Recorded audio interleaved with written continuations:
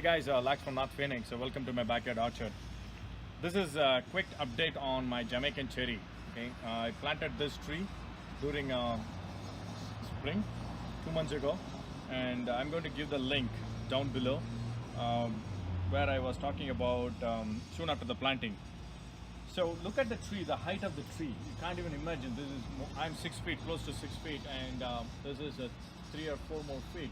So we are talking about close to 10 feet high. Okay, and not only that, close to like 8 to 9 feet wide.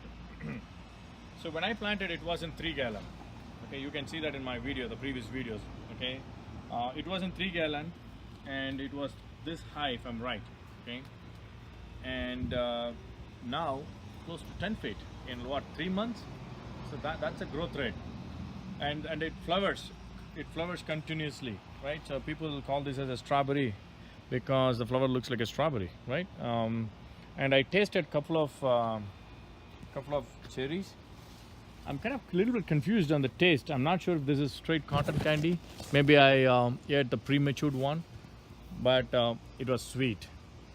So anyway, so this video is all about how soon it can thrive.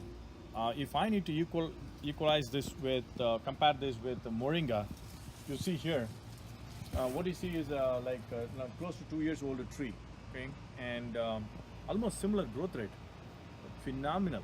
That's phenomenal, and you can see the west sun, right? My next door neighbor don't have any plants, and you can see the direct sun on it the whole day. So it's 114, I think 110 today, and what you see here is the foliage is still looking fresh and good. So anyway, if you guys want to go for a plant or tree that can thrive well in this desert, which can take really the scorching direct sunlight, not only that, you want to get motivated by seeing the tree to grow real quick, this is the best option. Another best option, like moringa.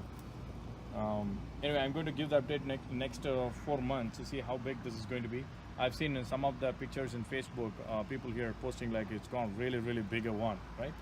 So I got to decide how big I want to grow this, and I have that pruned to ensure that it's not going more than like 15 feet at the most. But the good thing is, if we can come and show you here, this is a good addition for my yard in terms of my seating area. Because I want to have my seating area closed with a green lush, and this one is really helping me on that. Thank you very much. I'll give you guys another update maybe during fall. Okay, have fun.